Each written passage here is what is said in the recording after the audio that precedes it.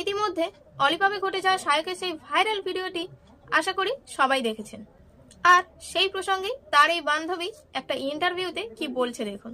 আমি বলেছিলাম আমি কারুর দায়িত্ব নিতে চাই না, কারুর যেই জিনিসগুলো তারা করেছে সেটার দায়িত্ব আমার অবশ্যই নয়, বাট বন্ধুর পাশ থেকে আমি সরে যাইনি। ও আমার বন্ধু এখনো আছে এবং আশা করি সারা জীবনই থাকবে। একজন প্রকৃত বন্ধু কি এমনই হয়? আপনাদের কি মনে হয়? বন্ধুর বিপদে বন্ধুর পাশে না দাঁড়িয়ে, তাকে মেন্টালি সাপোর্ট না দিয়ে, সেখান থেকে নিজের পিঠ বাঁচিয়ে পালিয়ে যাওয়াটাই কি একজন প্রকৃত বন্ধুত্বের সংজ্ঞা?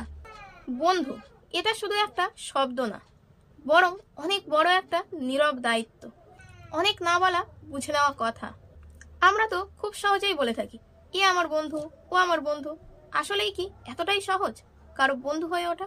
বিপদ বা খারাপ সময় দেখে একলা ফেলে রেখে পালিয়ে যাওয়ার মতো হাজারটা বন্ধু থাকার থেকে নিঃস্বার্থভাবে পাশে থাকবে এই রকম একজন বন্ধু থাকাই যথেষ্ট। ভিডিওটি ভালো লাগলে অবশ্যই লাইক, কমেন্ট এন্ড শেয়ার করে পাশে থাকবেন।